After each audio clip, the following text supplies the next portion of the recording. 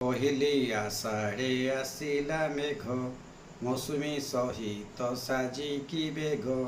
ମନ ଇଚ୍ଛା ସିଏ ବରସିଗଲା, ବୃକ୍ଷଲତା ଟିକେ ପାଣି ପାଇଲା ଯେ। ଅସହ୍ୟ ନିଦାଘୁ ରକ୍ଷା ପାଇଲେ, ଜୀବଜନ୍ତୁ ଆଉ ମଣିଷ ଭଲେ।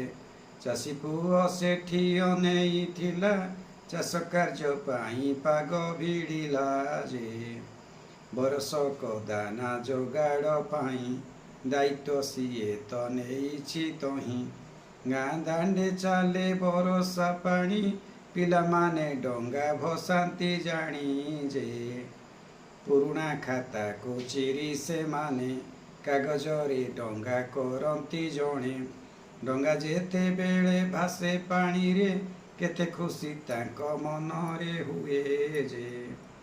ସାଧବ ବହୁତ ବାଡ଼େଇ ହେଲେ, ଡଙ୍ଗା ଟଳମଳ ହୁଅଇ ଭଲେ। ଆଗକୁ ଶ୍ରାବଣ ମାସ ଆସଇ, ଦିନ ରାତି ସେଠି ବରଷା ହୋଇ। କବିର ଲେଖନୀ ହୁଏ ତତ୍ପର, କେତେ କଥା ରଖିଥାଏ ମନର ଯେ।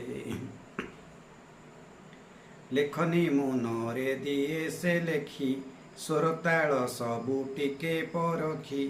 ବରଷା ତା ପାଇଁ ହୁଏ ନିଷ୍ଠୁର, ନିଜ ଲୋକ ଦୂରେ ଥାଏ ତାର। ବିରହୀ ମନଟା ମୋଟେ ବୁଝେନି, କେବେ ଯେ ଆସିବ ତା ସାଥୀ ପୁଣି ଯେ।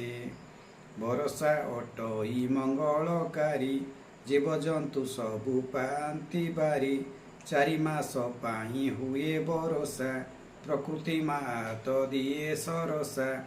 ରାଣ ରହିଲା ମେଘ ତୁମକୁ, ସହସା ଆସିବ ଆରସନକୁ ଯେ। ରାଣ ରହିଲା ମେଘ ତୁମକୁ, ସହସା ଆସିବ ଆରସନକୁ।